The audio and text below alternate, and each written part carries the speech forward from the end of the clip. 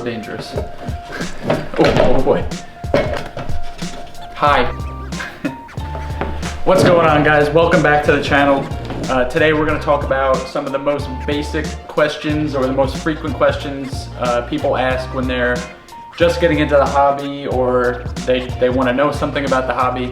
For any of you that are on the Facebook pages or any forums or anything, you've definitely heard these questions being asked at least 700 times.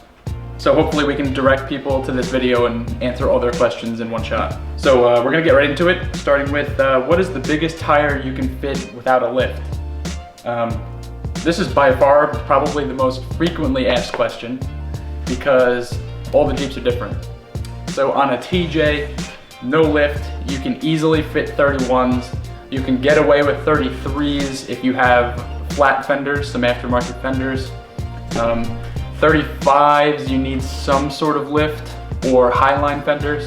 On a JK, you can definitely fit 33s stock. You might be able to get away with 35s if you have some aftermarket fenders.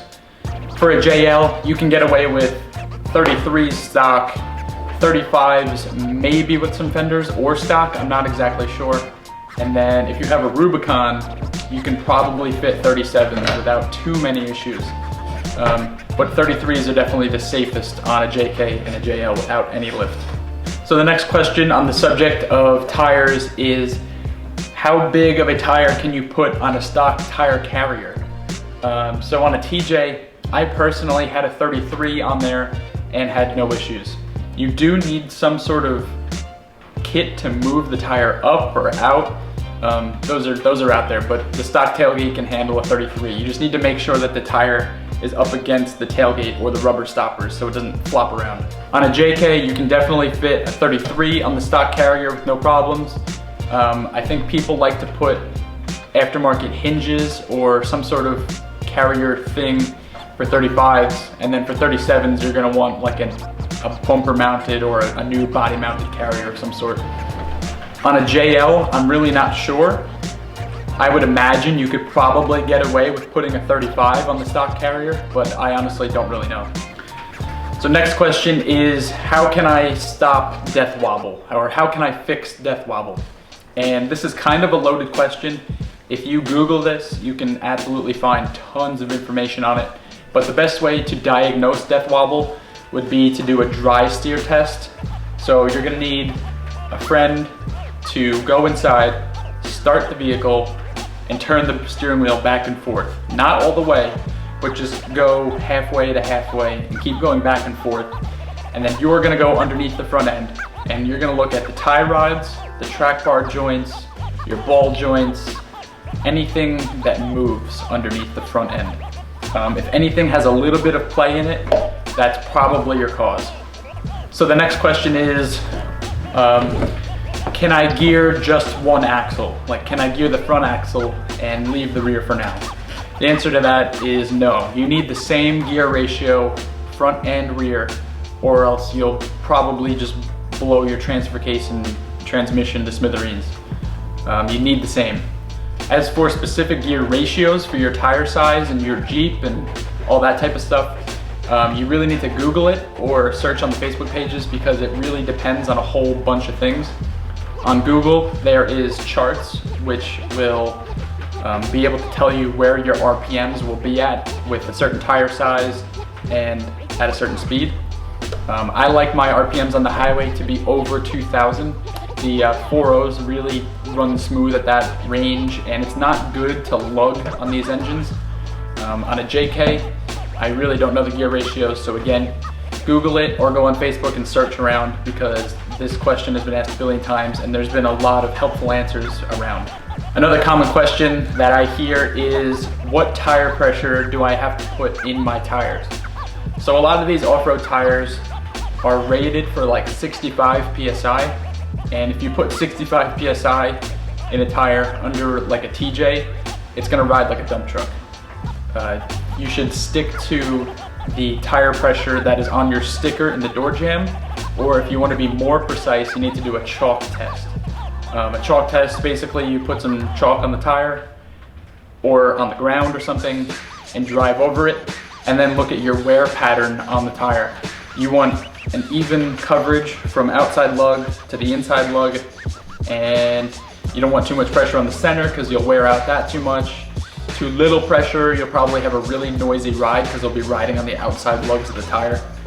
And yeah, another quick question is, can I put D-rings on my bumpers and drive around? The answer is you can.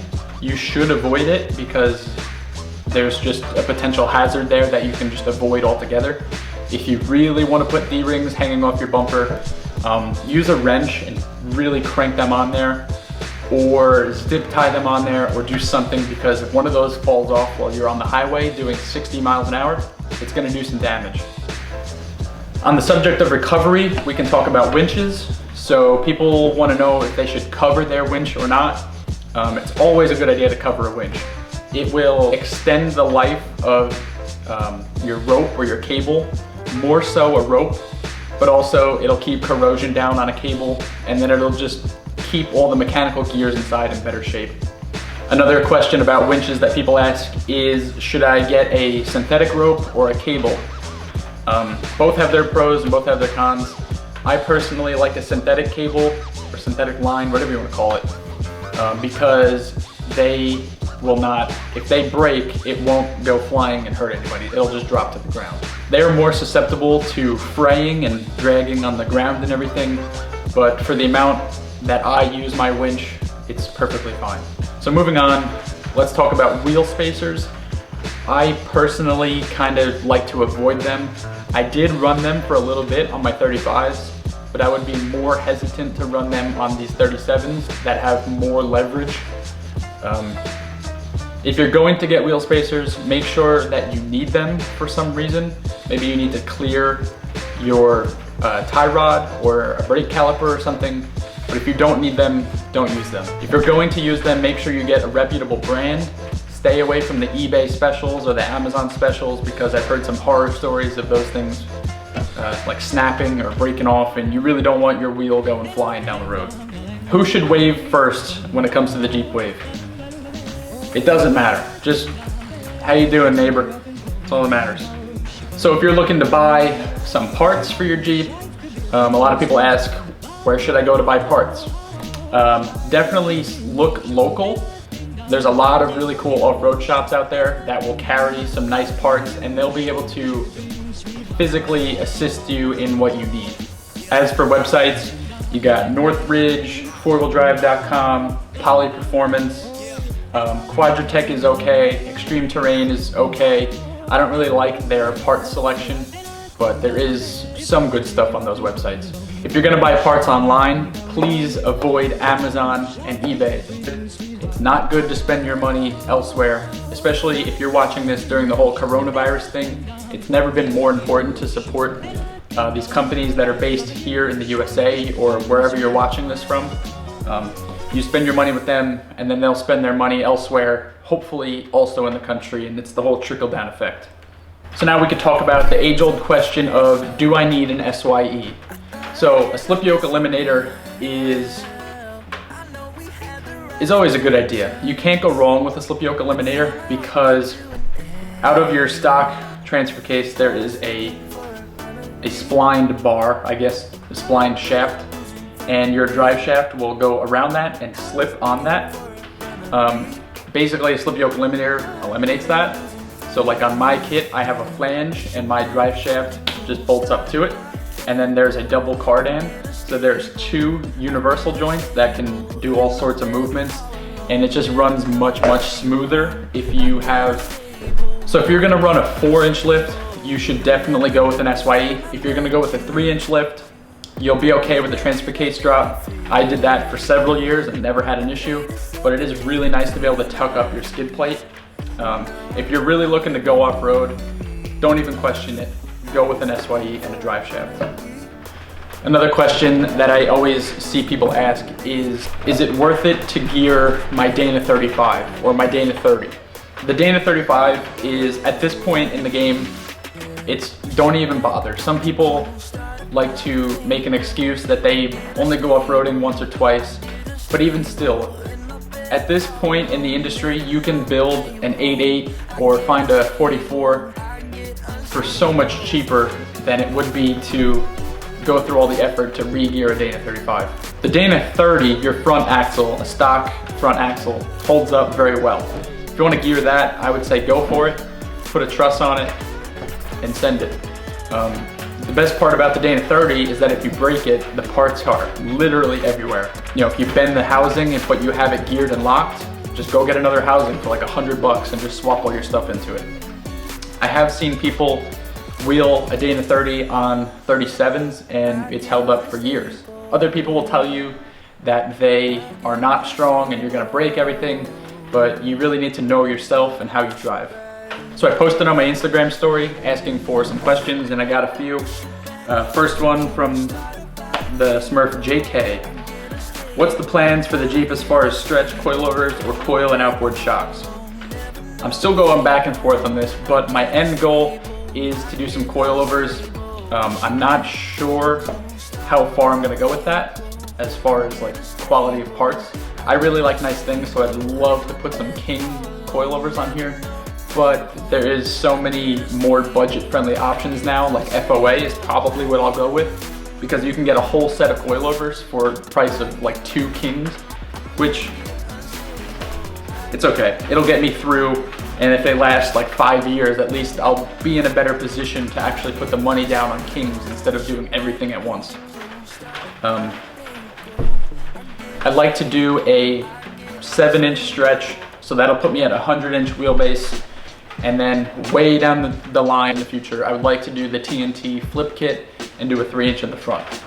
But short-term goals, 7-inch rear stretch with some FOA coilovers, triangulated upper 4-link, and then a 3-link in the front. Poverty LJ, can I have your seats please? Come and get them, I hate them. I don't know how to say this guy's name. How much work was it to swap Dana 44 axles and what kind of mods did you have to do? So I actually did JK Dana 44s and it's basically replacing everything underneath.